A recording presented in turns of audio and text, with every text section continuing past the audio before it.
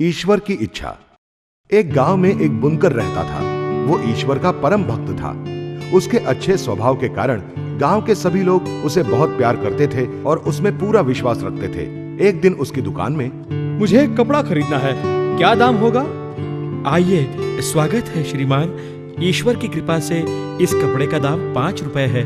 आपको कितने कपड़े चाहिए श्रीमान? 5 रुपए किफायती है। ठीक है, मुझे 4 जोड़ी देना। बुनकर रोज शाम ईश्वर की आराधना करता और ध्यान धारणा करता था। एक रात कुछ चोर उसके घर आए। चलो हमारे साथ, चलो नहीं तो जान से मार देंगे। बुनकर ने देखा कि चोरों के हाथों में बड़े बड़े चाकू थे। वो चुपचाप उनके साथ गया। वे एक घर में गए। चोरों ने घर लूटकर बहुत सारे गहने, कीमती चीजें इकट्ठा की और बुनकर को वो सब ढोने पर मजबूर किया। तभी अचानक, भागो भागो जल्दी, अरे सिपाही आ रहे हैं। बुनकर को छोड़कर सभी भाग गए। सिपाहियों ने बुनकर को सारे गहनों के साथ पकड़ा और उसे जेल में बंद किया। अगले दिन बुनकर को राजा के सामने पेश किया गया। सिपाहियों का आरोप था कि बुनकर ही चोर है। महाराज, यह आदमी चोरी कर ही नहीं सकता। यह बहुत सच्चा और नेक इंसान है। राजा ने बुनकर को पूरी बात बयान करने के लिए कहा। महाराज, ईश्वर की इच्छा से मैंने भोजन किया और अपने घर में बैठा था। ईश्वर की इच्छा से कुछ चोर वहां आए और मुझे उनके साथ उस घर में ले गए। ईश्वर की इच्छा से उन्होंने वहां के सारे जेवर चुरा लिए। बुनकर बार बार ईश्वर की इच्छा कहते जा रहा था और राजा उसे शांत रहकर सुन रहा था। ईश्वर की इच्छा से उन्होंने मुझ पर थैली लाद दी। जब मैं उनके कहने पर वो थैली उठाकर चल रहा था तो ईश्वर की इच्छा से सिपाहियों ने मुझे पकड़ लिया। ईश्वर की कृपा से कल रात मुझे कैद खाने में बंद किया गया और आज मैं ईश्वर की कृपा से आपके सामने हूं। राजा ने कुछ देर ध्यान से सोचा, बुनकर के शब्द तथा उस ग्राहक की गवाही पर विचार किया। राजा ने यह निर्णय लिया कि वो बुनकर निर्दोष है और उसे मुक्त कर दिया। चोर बना साधु। एक दिन एक चोर राजमहल में चोरी करने गया। वहां उसने बातें सुनी। महाराज, राजकुमारी अब बड़ी हो गई है। अब हमें उसकी शादी के बारे में सोचना चाहिए। तुम्हारी बात ठीक है, मैं भी यही सोच रहा था। लेकिन आप हमारी बेटी के लिए योग्य वर कैसे तय करेंगे? नदी के किनारे साधुओं का डेरा है। उनमें से किसी एक से राजकुमारी का विवाह करेंगे। ये अच्छा मौका है। मैं भी कल उन साधुओं में जाकर बैठ जाऊंगा। शायद राजकुमारी का विवाह मेरे साथ हो जाए। अगले दिन नदी किनारे, गुरुजी, हमारे महाराज जानना चाहते हैं कि क्या आप हमारी राजकुमारी से विवाह करेंगे? क्या कहा तुमने? राजकुमारी से विवाह? असंभव। मैं सन्यासी हूँ, मैं कभी विवाह नहीं करूंगा। सैनिक बारी बारी से सभी साधुओं के पास गए, मगर सभी ने वही जवाब दिया। अंत में वो उस चोर के पास आए जो साधु का वेश पहन के बैठा था। साधु जी, क्या आप हमारी राजकुमारी से विवाह करेंगे? चोर खामोश रहा। सैनिकों ने सोचा, यह साधु जवाब नहीं दे रहा, शायद ये राजी हो। सैनिकों ने उसके बारे में राजा को बताया। राजा खुद उसे मिलने आए। मुझे बहुत खुशी है कि आप राजकुमारी से विवाह के लिए तैयार हैं। कृपया राजमहल आकर हमारा सम्मान स्वीकार करें। मैं विवाह की तैयारी करता हूं। मैं तो सिर्फ साधु का नाटक कर रहा था और राजा ने स्वयं यहाँ आकर मेरा आदर किया। अगर मैं वास्तव में साधु बन जाऊं तो मुझे जीवन की सारी खुशियां मिल सकती हैं। इस सोच का चोर पे इतना गहरा असर हुआ कि वो राजकुमारी से विवाह का विचार छोड़कर वास्तव में साधु बन गया। स्वार्थी व्यापारी। एक गांव में एक बहुत धनवान मगर बड़ा स्वार्थी व्यापारी रहता था। कभी किसी को मदद नहीं करता था। एक दिन एक गरीब आदमी उसके घर आया। क्या आप मुझे एक कपड़ा देकर मेरी मदद करेंगे? मुझे एक धार्मिक किताब बांधनी है। क्षमा करना, अभी मेरे पास नहीं है, कुछ देर बाद आना। वो गरीब आदमी निराश होकर चला गया, लेकिन उस व्यापारी की पत्नी उसके पीछे दौड़ी। जरा सुनिए श्रीमान, आपको क्या चाहिए था? मुझे एक छोटा सा कपड़ा चाहिए था बहन जी। बस एक कपड़ा? जी। चिंता मत कीजिए, मैं वो आपको कल दे दूंगी। उस रात रोज की तरह वो व्यापारी अपनी दुकान बंद करके घर आया। कला, मुझे बहुत भूख लगी है, भोजन तैयार है? भोजन तो बाद में भी हो सकता है। आपने दुकान बंद की? हाँ, क्यों, क्या बात है? जाइए और मुझे 2 टुकड़े उत्तम दर्जे के कपड़े ले आइए दुकान से। अरे इतनी जल्दी क्या है? कल सुबह तुम्हें उत्तम दर्जे के कपड़े दे दूंगा। नहीं, अगर देना है तो अभी दो, वरना नहीं चाहिए। अरे ठीक है, अभी लाता हूँ। रात हो चुकी थी, फिर भी व्यापारी ने दुकान खोलकर 2 उत्तम दर्जे के कपड़े अपनी पत्नी को लाकर दिए। अगले दिन सुबह व्यापारी की पत्नी उस गरीब आदमी के घर गई। ये लीजिए, ये ठीक है ना? मेरे पति ने मुझे ये आपको देने के लिए कहा है। धन्यवाद बहन जी, आपके पति कितने दयालु हैं। मैं ईश्वर से उनके सुख के लिए प्रार्थना करूंगा। वो व्यापारी भी अपनी पत्नी के पीछे आकर ये सब देख रहा था। कितना अच्छा लगता है, ये गरीब आदमी सिर्फ एक कपड़े के लिए मेरे लिए प्रार्थना कर रहा है। मुझे इतना स्वार्थी नहीं बनना चाहिए। उस समय बाद व्यापारी ने गरीबों की मदद करना शुरू किया। उसकी पत्नी भी बहुत खुश हो गई। व्यापारी और राक्षस। एक दिन एक व्यापारी ने कुछ कांच की शीशियां खरीदी और घर ले आया। उनमें से एक शीशी उसने खोली। ये शीशी तो बहुत ही सुंदर है। अरे ये क्या, इसमें से तो धुआं निकल रहा है। एक बहुत बड़ा राक्षस उस शीशी से निकला। ए, कौन हो तुम? मुझे तुमने डरा दिया। चलो जाओ यहाँ से। मैं राक्षस हूँ, 100 सालों से इस शीशी में सो रहा था। अब मुझे कुछ काम दो। काम? कैसा काम? मेरे पास तुम्हारे लिए कोई काम नहीं है। तुरंत काम दो, नहीं तो मैं तुम्हें खा जाऊंगा। व्यापारी की समझ में नहीं आ रहा था कि अब क्या करें।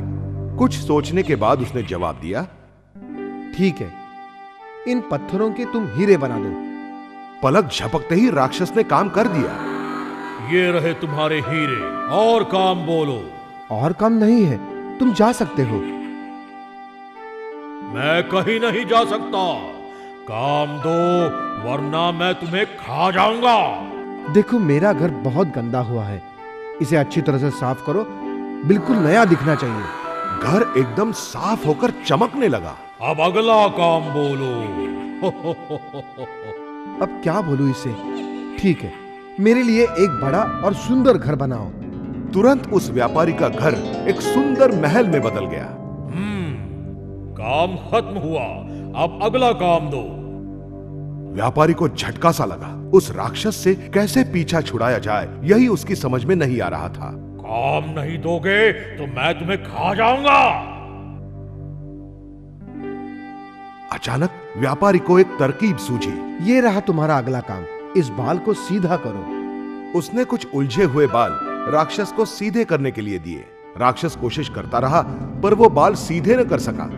उसने कई दिन रात यत्न किया और अंत में वहां से गायब हो गया। आगे चलो।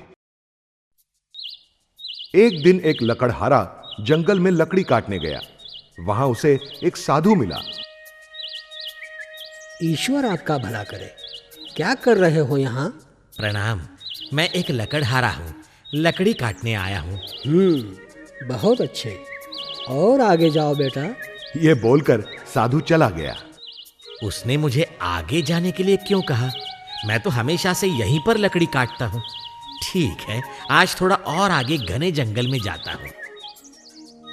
आगे घने जंगल में उस लकड़हारे को चंदन के पेड़ दिखाई दिए। उन्हें काटकर बेचने से उसे बहुत धन मिला। वो धनवान बन गया। कुछ दिनों बाद, सुनिए जी, आप जंगल में और आगे क्यों नहीं गए? अच्छा सुझाव है, चलो आज और आगे जाके देखता हूँ।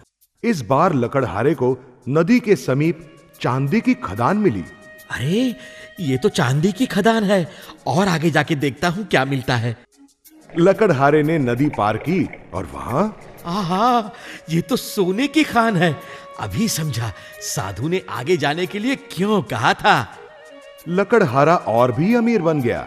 कुछ दिनों बाद, सुनिए, आपको उस साधु की बात याद है ना? आप बिना कुछ सोचे समझे जंगल में और आगे जाके कुछ नया खोजिए। लकड़हारा घने जंगल में और आगे बढ़ता गया। उसे वहां हीरे और अन्य अनमोल रत्न मिले। वो सबसे अमीर बन गया और सुखी जीवन बिताने लगा। विश्वास की जीत। एक गांव में माधवन नाम का बहुत अमीर आदमी रहता था। वो बड़ा दयालु था। वो हर रोज गरीबों को भोजन देता था। लक्ष्मी नामक एक गरीब औरत उसे दही लाकर देती थी। देखो लक्ष्मी, रोज की तरह कल भी मुझे एक मटका दही लाकर देना। जरूर साहब, कल सुबह जल्दी ही लाऊंगी। लेकिन दुर्भाग्य से दूसरे दिन लक्ष्मी की गाय ने बहुत कम दूध दिया, जिसके कारण वो एक मटका दही नहीं बना सकी। जब वो माधवन के घर पहुंची, अरे ये क्या, ये दही तो बहुत कम है। फिर कभी यहाँ मत आना, जा नदी में जाके डूब मर। बेचारी लक्ष्मी इतनी भोली थी कि उसने सीधे जाकर नदी में छलांग लगाई। नदी की गहराई में उसने एक आवाज सुनी, रुको, ये दही का मटका लो। इसमें से दही कभी खत्म नहीं होगा। जितना तुम निकालोगी उतना ही ये मटका फिर से भरेगा। जाओ और उस आदमी को ये दही देकर खुश करो।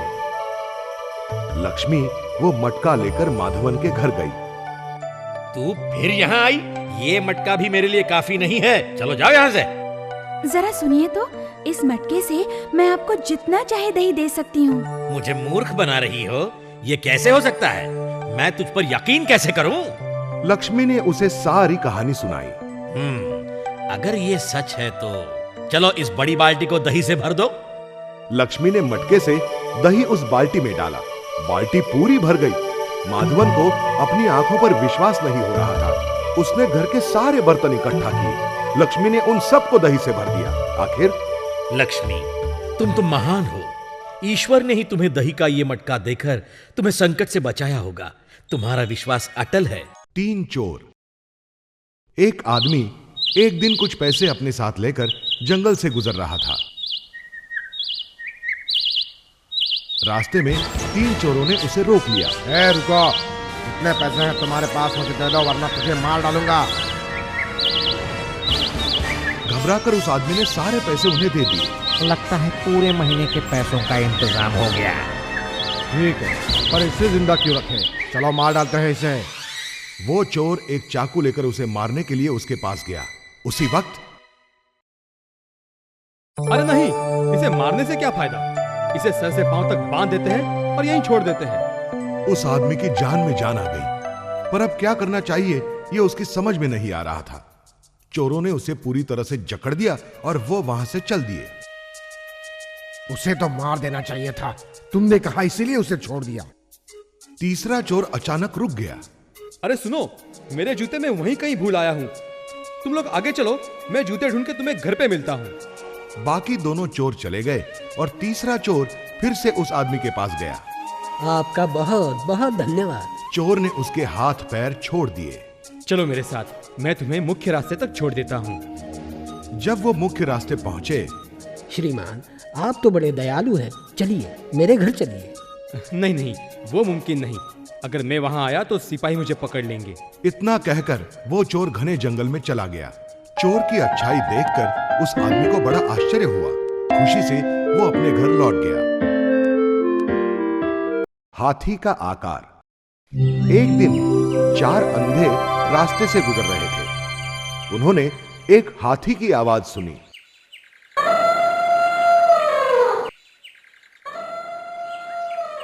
अरे सुनो, ये तो हाथी की आवाज लगती है। ठीक कहा तुमने। मैं जानना चाहता हूँ कि हाथी दिखता कैसे है। बताओ, हम क्या कर सकते हैं? चलो उस हाथी को हाथ से टटोल कर जानने की कोशिश करते हैं। चलो उधर। वो चारों हाथी के पास गए। एक ने हाथी के पैर को हाथ से टटोला। मुझे तो ये मोटे खंबे की तरह लगता है। दूसरे ने सूंड को हाथ लगाया।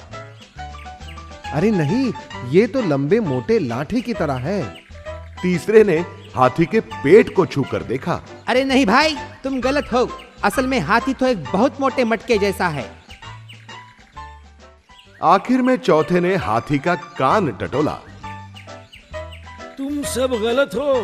हाथी तो सुपड़ी की तरह है। हाँ। इस तरह से वो चारों अंधे आपस में झगड़ा करने लगे। उनका झगड़ा सुनकर एक औरत रुक गई। अरे तुम झगड़ा क्यों कर रहे हो? क्या हुआ? मैं तुम्हारी कुछ मदद करूं? एक अंधे ने उसे झगड़े का कारण बताया और सारी बात समझाई। आप में से किसी ने भी हाथी को नहीं देखा है। मैं समझाती हूँ हाथी कैसा होता है। हाथी के पाँव खंबे जैसे, कान सुपड़ी की तरह, सूंड मोटी लाठी जैसी और पेट बड़े मटके जैसा होता है। चारों अंधे अपनी मूर्खता पर शर्माए और वहां से चले गए। सच्ची भक्ति। एक गांव में एक संत रहते थे। उनके कई शिष्य थे। एक दिन एक शिष्य ने पूछा, गुरुजी, ईश्वर का सबसे बड़ा भक्त कौन है? अगले गांव में उस किसान को देखना, तुम्हें उत्तर मिल जाएगा। वो सबसे बड़ा भक्त है। वो शिष्य किसान को मिलने उसके गांव गया। दूसरे दिन सुबह, हे ईश्वर, आपकी बड़ी कृपा है। इस नए सुंदर दिन के लिए मैं आपका आभारी हूँ। उसी दिन शाम को सर्वशक्तिमान ईश्वर की दया है। वो शिष्य वापस अपने गुरु के पास आया। गुरुजी, वो किसान तो दिन में सिर्फ 2 बार ईश्वर को याद करता है, पर मैं तो पूरे दिन भगवान के नाम का स्मरण करता हूँ। तो फिर वो मुझसे बड़ा भक्त कैसे हुआ? तुम्हारी बात सही है। तुम एक काम करो, ये तेल भरा कटोरा लो और पूरे गांव का चक्कर लगाकर मेरे पास आना। पर ध्यान रहे, इसमें से एक बूंद भी तेल गिरना नहीं चाहिए। मधु एक सच्चा शिष्य था। गुरु ने जैसा कहा उसने वैसा ही किया। उस तेल भरे कटोरे को लेकर उसने गांव का चक्कर लगाना शुरू किया। मेरे गुरु ने मुझे ये काम सौंपा है, ध्यान से करना होगा। एक भी बूंद गिरने नहीं दूंगा। चक्कर लगाकर मधु अपने गुरु के पास आया। तुमने काम एकदम सही किया।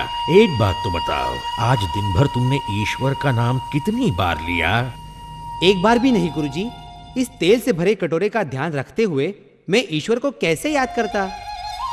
इस एक कटोरे ने तुम्हारा ध्यान इतना खींच लिया कि तुम भगवान को भूल गए। पर उस किसान को देखो, उस पर तो उसके पूरे घर का भार है, फिर भी वो भगवान को नहीं भूलता। 2 बार नाम अवश्य लेता है। लालची नौकर। एक गांव में एक बहुत अमीर आदमी रहता था। वो बहुत दयालु और उदार था। एक दिन एक गरीब आदमी उसके पास आया। प्रणाम महाशय, मेरा नाम अभिनव है। मैं बहुत दिनों से भूखा हूँ। मेरे पास सिर्फ इतना ही सामान है। क्या आप इसे रखकर मुझे कोई काम दे सकते हैं? ठीक है, मैं तुम्हें कुछ काम देता हूँ। चलो, आज से मेरे बगीचे की देखभाल तुम करो। दिन बीतते गए और अपने मालिक के मन में उस नौकर ने अच्छा स्थान बना लिया। वो अमीर आदमी उसमें विश्वास करने लगा। एक दिन, अभिनव, मुझे व्यापार के लिए बहुत दूर जाना है। मेरी पूरी जायदाद का ख्याल रखना। जी बिल्कुल चिंता मत कीजिए, निश्चिंत होकर जाइए।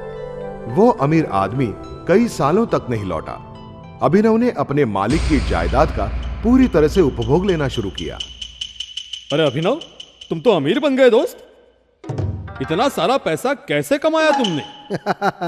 वो तो मेरी खुशनसीबी है। मैं यहाँ पहले माली का काम करता था। मेरे मालिक ने अपनी सारी जायदाद मुझे दे दी और वे सन्यासी बन गए। इस घटना के कुछ सालों बाद वो अमीर आदमी बहुत सारा धन लेकर वापस आया। रास्ते में उसे वो मित्र मिला। क्या आप ही अभिनव के मालिक हैं? हाँ, क्यों? क्या हुआ? कुछ नहीं, पर उसने कहा कि आप सन्यासी बन गए। मैं सन्यासी? क्या बकते हो? उसने ऐसा क्यों कहा? वो तो आपकी जायदाद पर मौज कर रहा है और वो सब उसकी है, ऐसा सबको बता रहा है। वो अमीर आदमी बहुत गुस्सा होकर घर गया। तुम्हारी ये हिम्मत! भले आदमी का नाटक करके मुझे धोखा दिया। चले जाओ यहाँ से। अब तो तुम्हें तुम्हारा सामान भी नहीं मिलेगा।